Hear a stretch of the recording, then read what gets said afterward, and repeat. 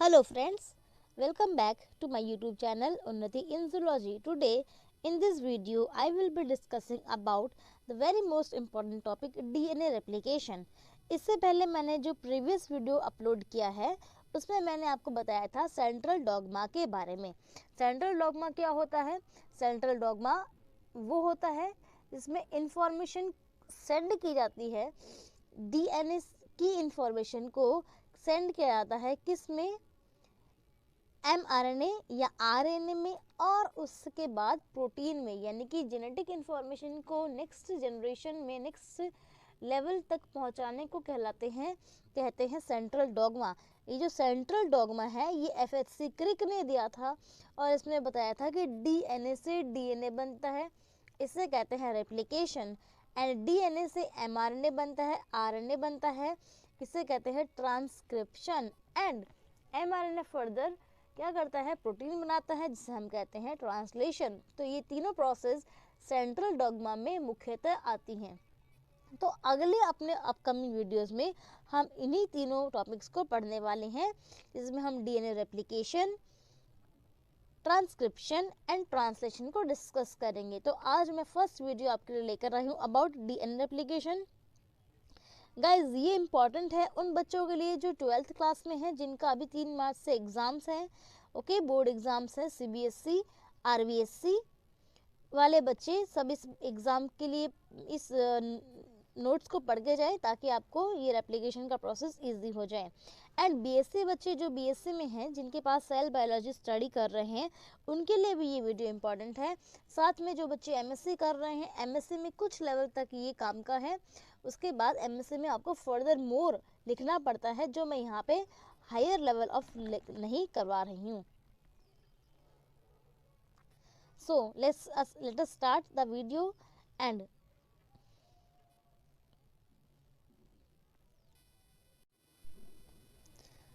so now let's see about DNA replication. Okay, so what is DNA replication? The first question is DNA से DNA बनना। जब DNA से DNA बनता है तो इसे हम कहते हैं DNA रेप्लिकेशन। क्या कहते हैं? DNA replication. रेप्लिकेशन का मतलब DNA की कॉपी बनना, रेप्लिका बनना, एंड रेप्लिका मीन्स कॉपी। तो जब DNA से DNA की कॉपी बनती है तो इसे हम कहते हैं DNA replication. Okay, now move on करते हैं DNA रेप्लिकेशन के टाइप्स। DNA रेप्लिकेशन कैसा होता है? तो DNA रेप्लिकेशन के दो टाइप्स हैं, 2 types. This one is homocatalytic and the other one is heterocatalytic. यानी कि DNA रेप्लिकेशन के 2 टाइप्स होते हैं। DNA रेप्लिकेशन होमोकैटालिटिक भी हो सकता है या फिर DNA रेप्लिकेशन हेटेरोकैटालिटिक भी हो सकता है। होमोकैटालिटिक मतलब DNA से सेम DNA जैसा कुछ बनना या फिर DNA से सेम DNA बनना। जब DNA से DNA ही बनता है तो इसे हम कहते हैं होमोकैटालिटिक रेप्लिकेशन। इसे हम रेप्लिकेशन भी कहते हैं। एंड इसमें DNA से DNA बनता है। This is homocatalytic. And heterocatalytic, heterocatalytic मतलब DNA से थोड़ा अलग, ठीक है, DNA से थोड़ा अलग RNA बनना। अब थोड़ा अलग कौन होता है DNA से? RNA, यानी कि एग्जैक्ट कॉपी नहीं बनना, कुछ हटकर कुछ अलग बनना। तो हेटेरोकैटालिटिक मतलब DNA से जब कुछ अलग कुछ हटकर बनता है तो इसे हम कहते हैं DNA heterocatalytic replication. And this is known as transcription also, जिसमें DNA से RNA बनता है। सो आई होप आपको समझ में आया होगा DNA रेप्लिकेशन क्या होता है। DNA रेप्लिकेशन मतलब DNA से DNA बनना। अब देखिए रेप्लिकेशन के रिक्वायरमेंट्स। सबसे पहले मैंने बोला है रिक्वायरमेंट्स के बारे में कि DNA से जब DNA बनवाएंगे हम या फिर बनेगा जब सेल के अंदर, तो क्या क्या ज़रूरतें हैं, क्या क्या चाहिए हैं, क्या क्या रिक्वायरमेंट्स हैं। सबसे first is DNA strand. DNA strand मतलब वो जिसकी कॉपी करवानी है, ठीक है, जिसकी कॉपी करवानी है वो DNA स्ट्रैंड, जिसे हम टेम्पलेट कहते हैं या फिर जिसे हम पेरेंट DNA कहते हैं। तो पेरेंट DNA बोल लीजिए या टेम्पलेट DNA बोल लीजिए, इसी DNA की तो कॉपी करवानी है। तो ये है DNA रिक्वायरमेंट पहली, DNA स्ट्रैंड। दूसरा है एंजाइम्स। अब एंजाइम्स मैं आपको फर्दर आगे बताऊंगी वीडियो देखते रहिएगा, पूरा वीडियो देखिएगा ताकि आपको पता चले कौन सा एंजाइम्स हैं। बिकॉज मैंने यहाँ एक वर्ड लिखा है एंजाइम्स, बट डीएनए रेप्लिकेशन में बहुत सारे एंजाइम्स काम आते हैं। उन सभी एंजाइम्स को हम एक एक करके पढ़ेंगे आगे, ठीक है। Next is nucleotide pool. Nucleotide pool मतलब इसे हम DNTPs भी कहते हैं। न्यूक्लियोटाइड पूल को हम DNTPs भी कहते हैं। जैसे कि क्या हो गई, इसमें एडेनिन हो गया, ग्वानिन हो गया, साइटोसिन हो गया, थायमिन हो गया। ये जो नाइट्रोजनस बेसिस हमारे पास हैं, ये नाइट्रोजनस बेसिस न्यूक्लियोटाइड पूल बनाते हैं, ठीक है। मतलब कि शुगर, फॉस्फेट और नाइट्रोजनस बेस तीनों मिलकर बनता है न्यूक्लियोटाइड। कौन? शुगर, फॉस्फेट और न्यूक्लियोटाइड नाइट्रोजनस बेस तीनों मिलकर न्यूक्लियोटाइड पूल बनता है। तो ये तीनों चीज़ें भी तो होनी चाहिए हमारे पास, न्यूक्लियोटाइड्स भी तो होने चाहिए हमारे पास, ताकि हम डीएनए के ऊपर लाएं और जोड़ते जाएं, ठीक है। ठीक है, इसके बाद देखिए क्या है, एंजाइम न्यूक्लियोटाइड पूल से न्यूक्लियोटाइड लाकर डीएनए स्ट्रैंड से जोड़ते हैं, ठीक है। अभी जो एंजाइम्स हैं, ये एंजाइम्स क्या करेंगे, ये एंजाइम्स हेल्प करेंगे इन न्यूक्लियोटाइड पूल में से डीएनटीपीज को लाएं और डीएनटीपीज को लाकर जोड़ते रहें। कैसे? एग्जैक्ट ऊपर वाले डीएनए स्ट्रैंड के जैसे, ठीक है। ये हो गया आपका रेप्लिकेशन की, ये थी रिक्वायरमेंट्स। अब मूव ऑन करते हैं नेक्स्ट टॉपिक पर, that is replication process occurs through 3 process. 3 types या फिर 3 बातों या 3 तरीकों से रेप्लिकेशन हो सकता है। The first one is conservative. Conservative मतलब जो पुराना डीएनए है वो कम्प्लीटली कंजर्व हो जाता है, यानी कि पेरेंट स्ट्रैंड डीएनए का कम्प्लीटली बच जाता है, कम्प्लीटली स्ट्रैंड हो जाता है सेव, और एक नया डीएनए कम्प्लीटली बनता है जो कि हटकर पूरा अलग या फिर पूरा का पूरा ही न्यू होता है। That is called conservative replication, ठीक है। इसके बाद आता है सेमी कंजर्वेटिव रेप्लिकेशन।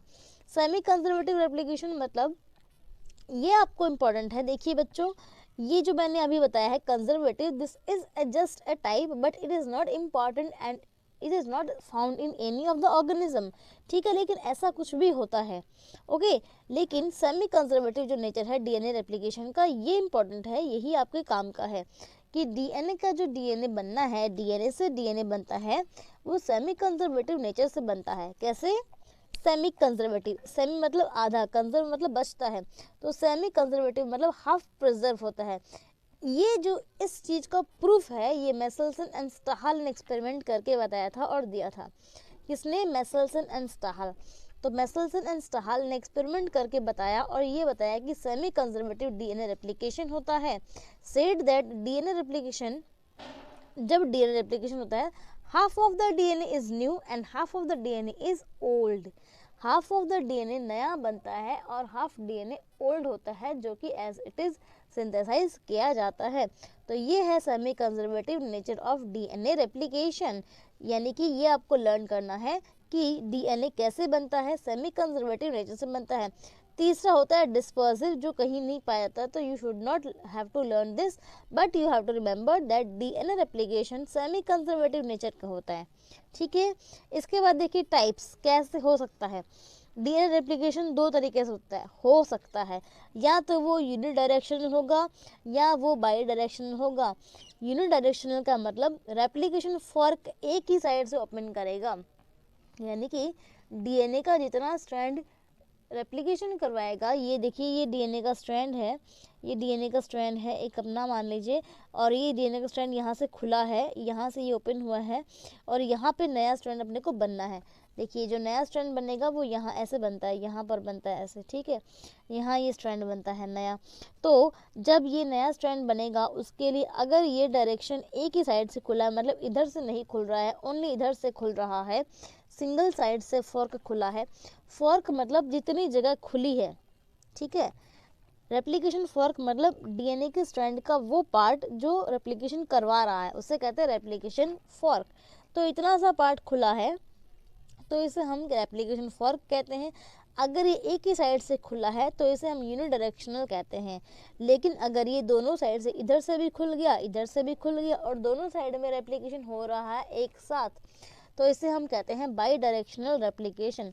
तो यूकैरियोट्स में बाई डायरेक्शनल रेप्लिकेशन पाया जाता है एंड प्रोकैरियोट्स में या वायरस में या बैक्टीरिया में जो प्रोकैरियोट्स होते हैं सभी के सभी, इनके अंदर कैसा वाला यूनिडायरेक्शनल रेप्लिकेशन पाया जाता है। ठीक है, समझ में आया होगा आपको। चलिए नेक्स्ट मूव ऑन करते हैं।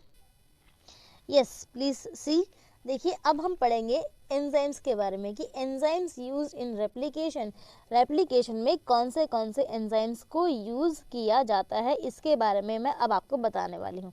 तो देखिए सबसे पहले रेप्लिकेशन में एंजाइम आता है हेलिकेज। कौन सा एंजाइम? Helicase enzyme.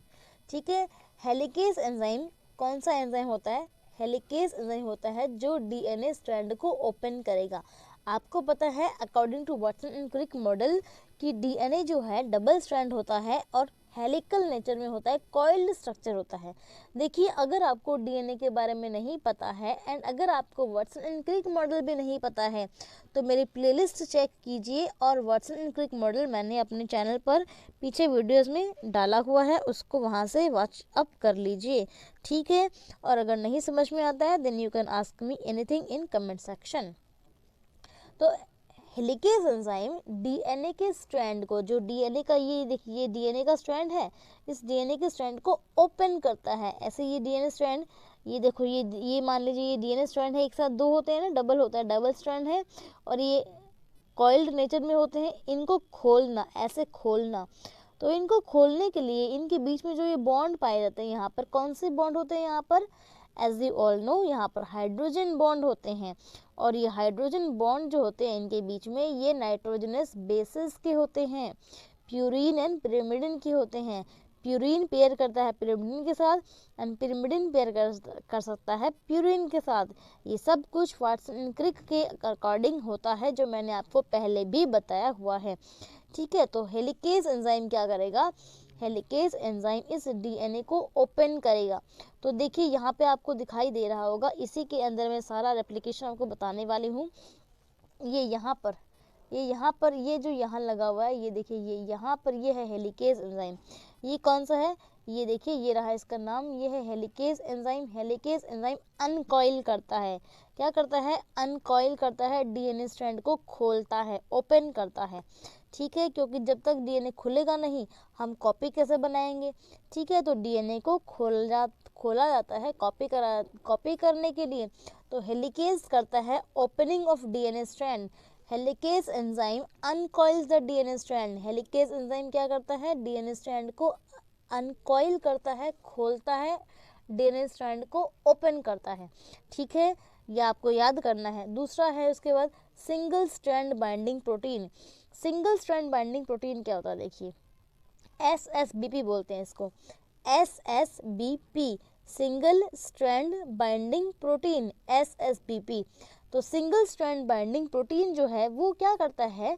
ये इस डीएनए के अंदर जब डीएनए खुल जाएगा तो वापस ना ये बंद हो जाए। ठीक है, कॉइल जो है ऐसे डीएनए कॉइल रूप में होता है। ये डीएनए जब हम कॉइल को ओपन करेंगे तो ये वापस लपेट जाएगा, वापस बंद हो जाएगा।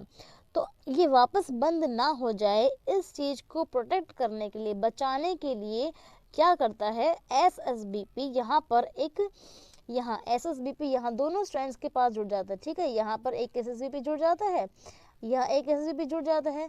ये एसएसबीपी क्या करता है? इस डीएनए स्ट्रैंड को फिर से कॉइल होने से बचाता है।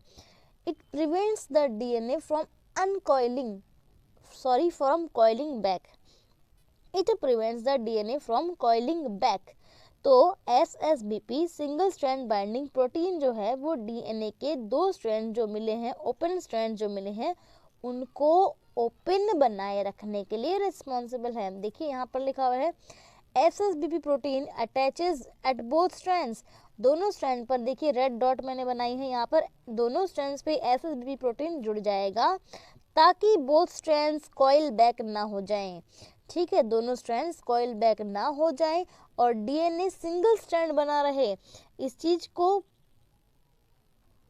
कैरी आउट करता है SSBP protein, single strand binding protein जिसका नाम है।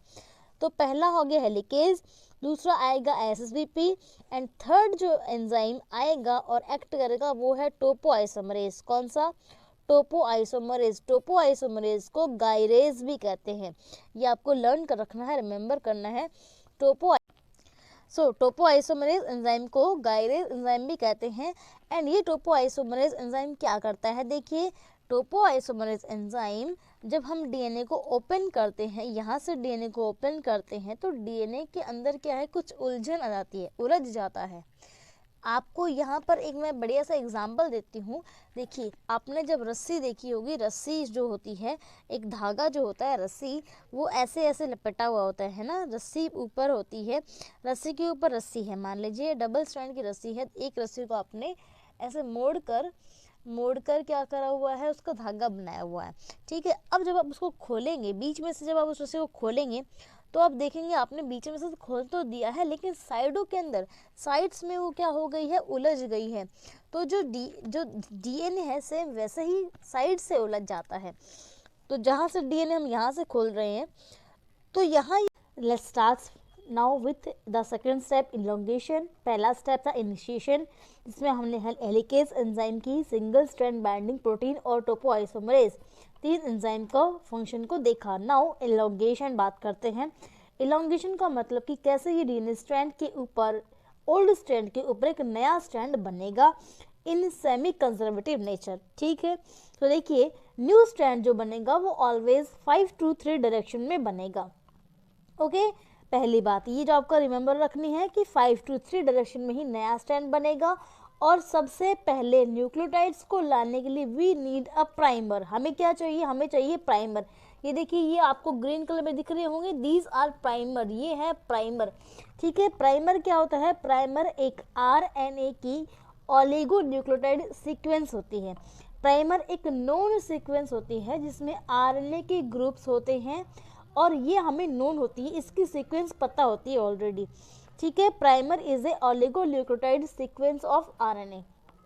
ये प्राइमर की हेल्प से क्या होता है, इस प्राइमर की हेल्प से न्यूक्लियोटाइड्स को लाया जाता है। सबसे पहले जो शुरुआत में न्यूक्लियोटाइड्स लाने होते हैं वो हमें नहीं पता कहाँ से लाने होते हैं, क्या लाने होते हैं, इसीलिए हम क्या करते हैं, प्राइमर को ऐड करते हैं, ठीक है।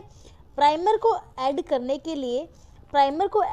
के लिए हमें चाहिए एंजाइम प्राइमेज। कौन सा एंजाइम चाहिए हमें चाहिए एंजाइम प्राइमेज, क्योंकि प्राइमेज एंजाइम ही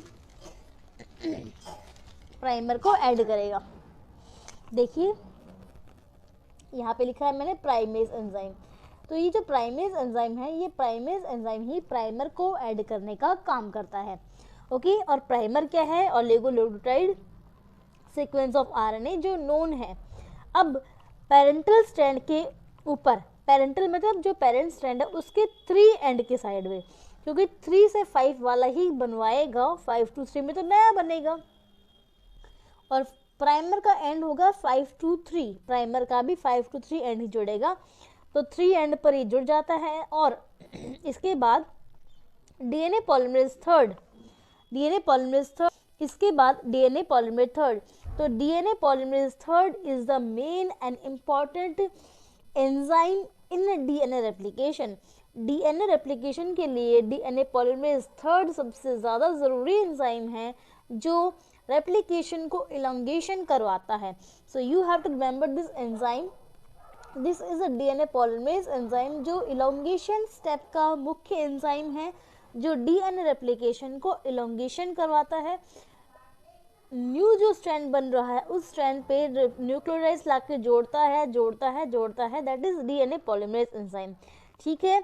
ये 1 by 1 न्यूक्लियोटाइड्स को लाता है न्यूक्लियोटाइड पूल से, और वहाँ से लाकर प्राइमर के आगे और सीक्वेंस में एज इट इज इसके जस्ट रिवर्स में जोड़ते रहता है। कौन सी डायरेक्शन में जोड़ेगा, 5 to 3 डायरेक्शन में, ठीक है। हेंस इन 3 to 5 डायरेक्शन, जो 3 to 5 डायरेक्शन होगी, 3 to 5 डायरेक्शन का मतलब मैं क्या कह रही हूँ आपको, देखिए जो 3 to 5 डायरेक्शन में होगा, जैसे ये वाला स्ट्रैंड है, मैं इस स्ट्रैंड की बात कर रही हूँ, तो देखिए इस स्ट्रैंड की डायरेक्शन आपको दिख रही होगी, this is 3 and this is 5। तो 3 to 5 डायरेक्शन वाला जो ये पेरेंट स्ट्रैंड है, ये है पेरेंट स्ट्रैंड, और ये इस पे बना है न्यू डीएनए। तो इसके ऊपर जो ये पेरेंट स्ट्रैंड होता है, जब पेरेंट स्ट्रैंड 3 to 5 वाला होता है, तो ये न्यू डीएनए 5 to 3 कंटिन्यू बनेगा। देखिए पहले इतना सा खुला ये हेलिक्स तो उतना बना, ठीक है, फिर ये अपना इतना खुला रेप्लिकेशन फॉर्क इतना बना, फिर इतना खुला इतना बना। लेकिन यहाँ पे हमें प्राइमर सिर्फ एक ही बार यूज़ करना पड़ा।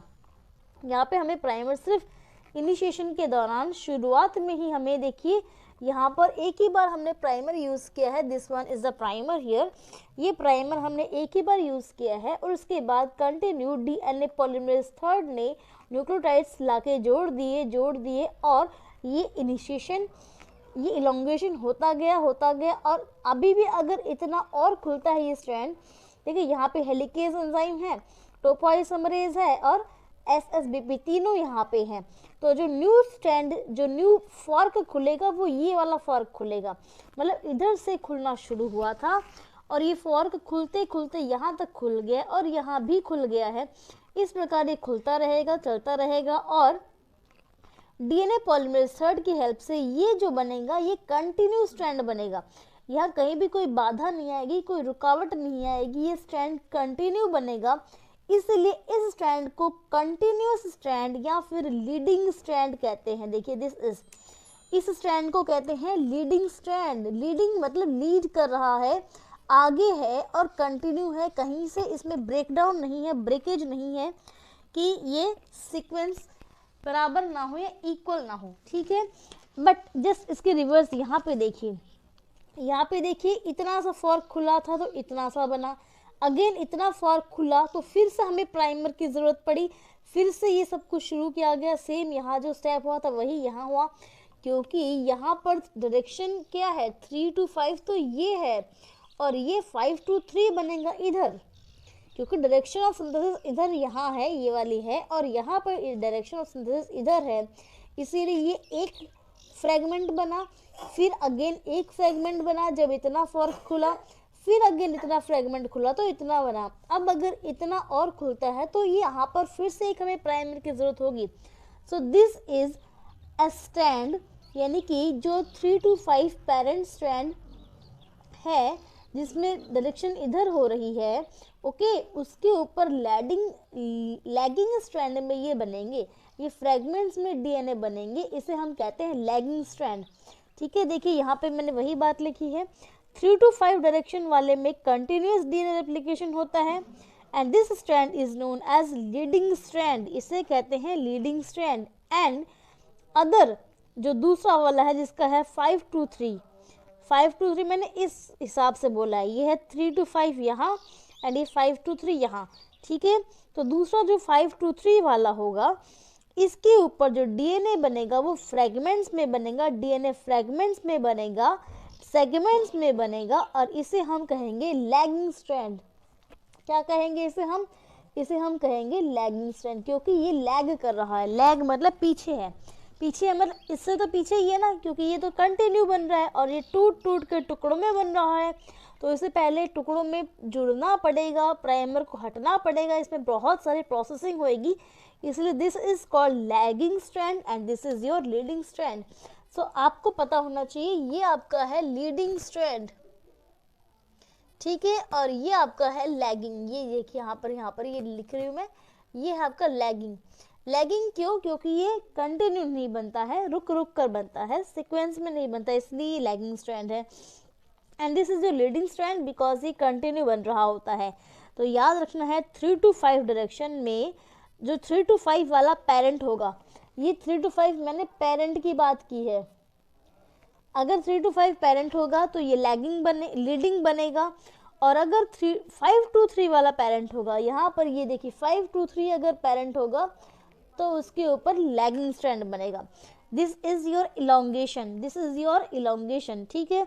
अब देखिए सबसे पहले वाटसन एंड क्रिक ने इस डीएनए के बारे में बताया था, सब कुछ डीएनए के बारे में, डीएनए सेगमेंट्स के बारे में, फिर डीएनए की पूरी इंफॉर्मेशन हमें Watson and Crick DNA double helix model में दी गई है। लेकिन इन लोगों ने रेप्लिकेशन के बारे में बताया, लेकिन वो क्या है, वाटसन एंड क्रिक ने लैगिंग स्ट्रैंड्स के बारे में नहीं बता पाए वो हमें, या फिर वो हमें बता नहीं पाए कि कैसे ये दोनों स्ट्रैंड्स बनते हैं, लैगिंग एंड लीडिंग। इसीलिए इन सेगमेंट्स को सबसे पहले एक साइंटिस्ट थे ओकाजाकी। क्या साइंटिस्ट थे? ओकाजाकी। सबसे पहले ओकाज़ाकी जी ने इन सेगमेंट्स को देखा, इसीलिए इन सेगमेंट्स का नाम ओकाज़ाकी फ्रेगमेंट्स भी होता है। क्या होता है? ओकाज़ाकी फ्रेगमेंट्स, क्योंकि सबसे पहले इन सेगमेंट्स को, लैगिंग स्ट्रैंड्स को डिस्क्राइब किया ओकाज़ाकी ने और लैगिंग स्ट्रैंड्स के बारे में बताया भी ओकाज़ाकी ने, इसलिए इन स्ट्रैंड्स को ओकाज़ाकी फ्रेगमेंट्स भी कहा जाता है। ओके, तो आपको याद रखना है लैगिंग स्ट्रैंड को ओकाज़ाकी फ्रेगमेंट भी कहते हैं, क्योंकि ओकाज़ाकी ने बनाया था। तो ये हो गया अपना elongation. This was your initiation, this is your elongation. Now let's move on to the third process, that is termination. ठीक है, 3 स्टेप्स हमने बात की हैं रेप्लिकेशन की। तो ये तीनों स्टेप्स में से सबसे पहले हमने बात की थी इनिशिएशन की, देन इलोंगेशन की, and now let's talk about replication termination. Termination मतलब रुक जाना, कैसे रेप्लिकेशन को हम एंड करेंगे, खत्म करेंगे, रोकेंगे। ठीक है, फॉर डीएनए रेप्लिकेशन टर्मिनेशन के लिए हमें आरएनए प्राइमर को रिमूव करवाना है। ये जब यहाँ से यहाँ बन चुका है, ये स्ट्रैंड बन चुका है पूरा का पूरा, प्राइमर जो हमने ये ऐड करवाया था, अब इस प्राइमर की हमें कोई ज़रूरत नहीं होती, कोई नीड नहीं होती इस प्राइमर की, इसलिए इस प्राइमर को रिमूव करवाना हमारा टर्मिनेशन का फर्स्ट स्टेप होगा। जब तक प्राइमर रहेगा तब तक रेप्लिकेशन चलता रहता है। तो अगर हमें रेप्लिकेशन को रोकना है, then what we will have to do is to remove the primer. ये आरएनए प्राइमर है, यहाँ पे तो देखिए ये है, ये भी है, ये भी है। ठीक है, ये भी आपका प्राइमर है, ये भी आपका प्राइमर है, और यहाँ पर एक सिंगल प्राइमर है। तो ये सारे प्राइमर्स को हमें रिमूव करना है। अब प्राइमर को रिमूव करने के लिए आता है डीएनए पॉलीमरेज 1। प्राइमर रिमूव कौन करता है? DNA polymerase 1। तो डीएनए पॉलीमरेज 1 एंजाइम अब एक्टिवेट होगा और वो प्राइमर को रिमूव करेगा। Remember, DNA polymerase 3 is responsible for elongation and DNA polymerase 1 is responsible for removal of primer. ठीक है, स्पेशली इन प्रोकैरियोट्स। ये जो मैंने पॉलीमरेज 3 एंड 1 बताया है, ये प्रोकैरियोट्स में है, but in case of eukaryotes, अगर यूकैरियोट्स की बात करें तो वहाँ पर एक एंजाइम आरएनएज एच। कौन सा एंजाइम? RNase H. देखिए, this one is the RNase H enzyme जो यूकैरियोट्स में पाया जाता है, और ये यूकैरियोट्स में पाए जाने वाला आरएनएज एच एंजाइम इस प्राइमर को रिमूव करवाने का काम करता है। So in prokaryotes primer is removed by DNA polymerase 1, but in eukaryotes primer is removed by RNase H enzyme. Okay, तो ये टर्मिनेट हो गया, सबसे पहले प्राइमर रिमूव हो गया। उसके बाद जैसे ही ये प्राइमर रिमूव हो गया यहाँ से, यहाँ से, यहाँ से, तो ये जो फ्रेगमेंट्स हैं, इन फ्रेगमेंट्स को हमें जोड़ना है। ये कौन से फ्रेगमेंट्स हैं? Okazaki fragments.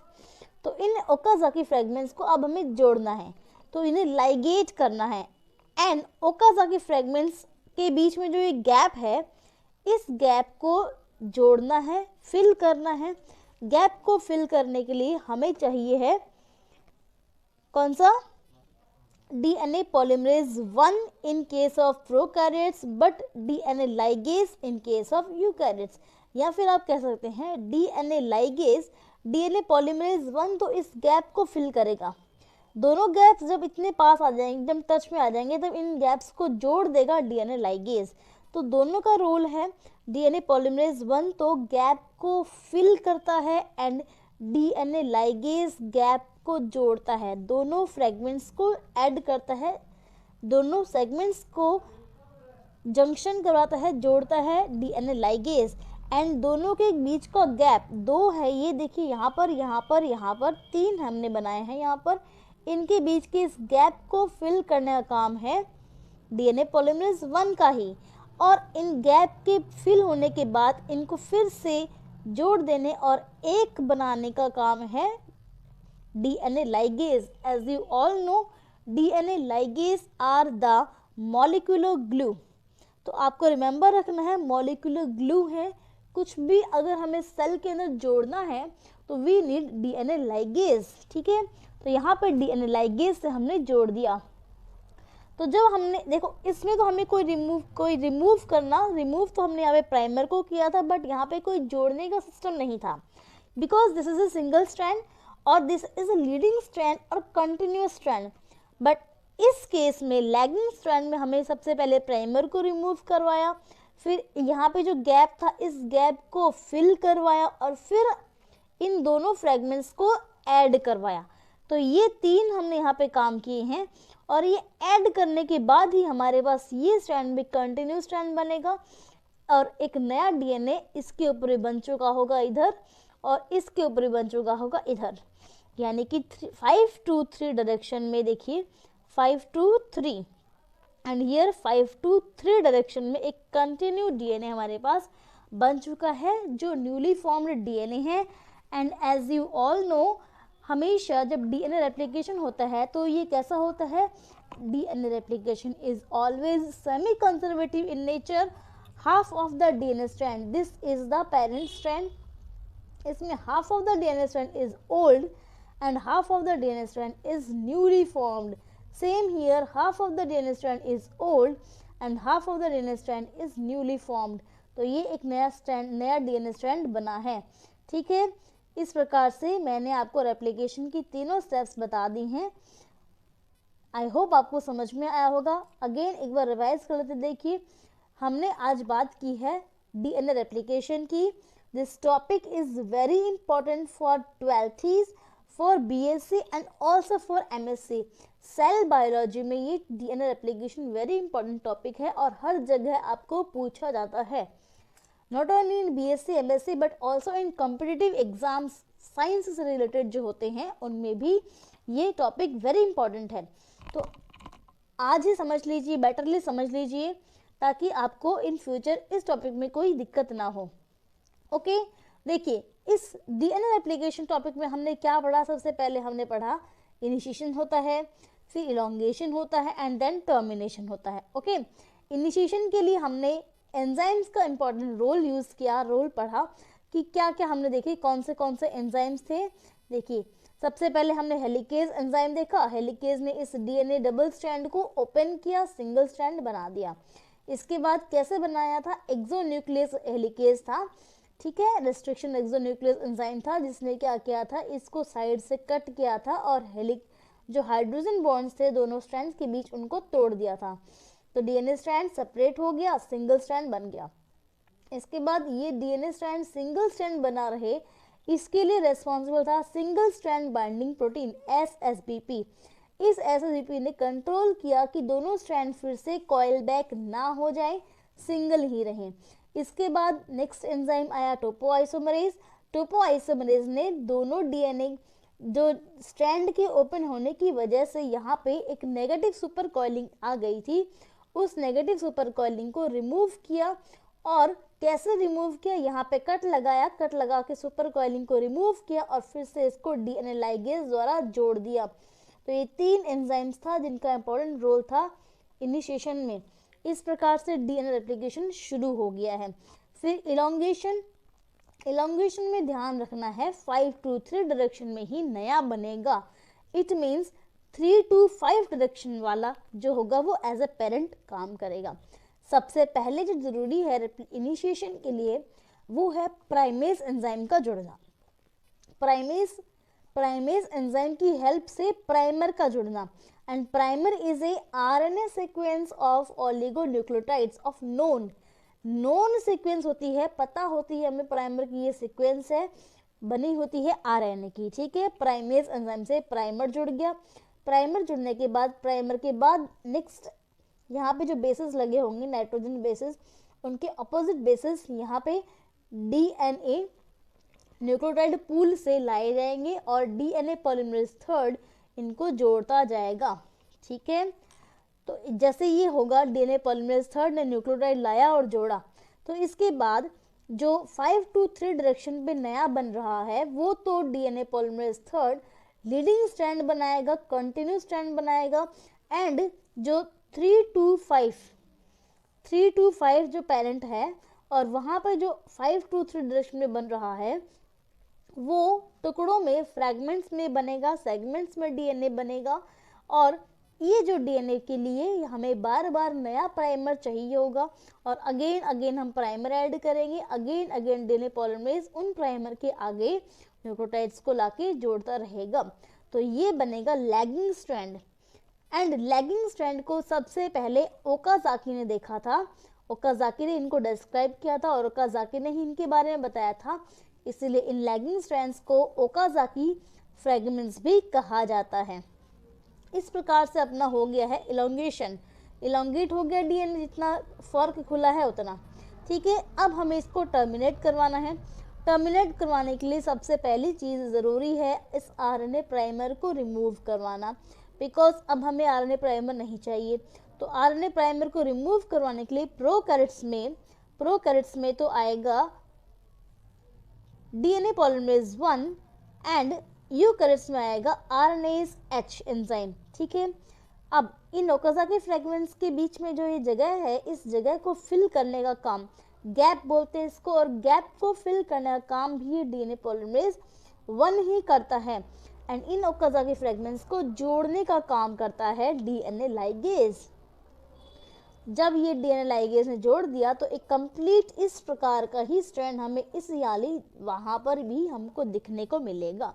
तो इस प्रकार से डीएनए रेप्लिकेशन कंप्लीट होता है, जिसमें 50% तो न्यू एंड 50% ओल्ड स्ट्रैंड बनता है। ठीक है, ये था अपना DNA replication in all types of animals और प्लांट्स और सेल्स और any type of human cell और any type of any of the cell. ठीक है, ये रेप्लिकेशन है। आई होप आपको समझ में आया होगा। ठीक है, नहीं समझ में आया है तो प्लीज़ कमेंट सेक्शन में मेंशन कर दीजिएगा। I will be happy to answer your doubts and thank you so much for watching the video. अच्छा लगा हो तो दोस्तों के साथ शेयर कर दे, वीडियो को लाइक कर दे और चैनल को सब्सक्राइब कर ले, ताकि ऐसे ही मोर यूजफुल वीडियोस आपके लिए मैं अपडेट करती रहूं। So thank you so much guys, मिलते हैं अगली वीडियो में। तब तक के लिए be safe, be happy, keep learning. Thank you.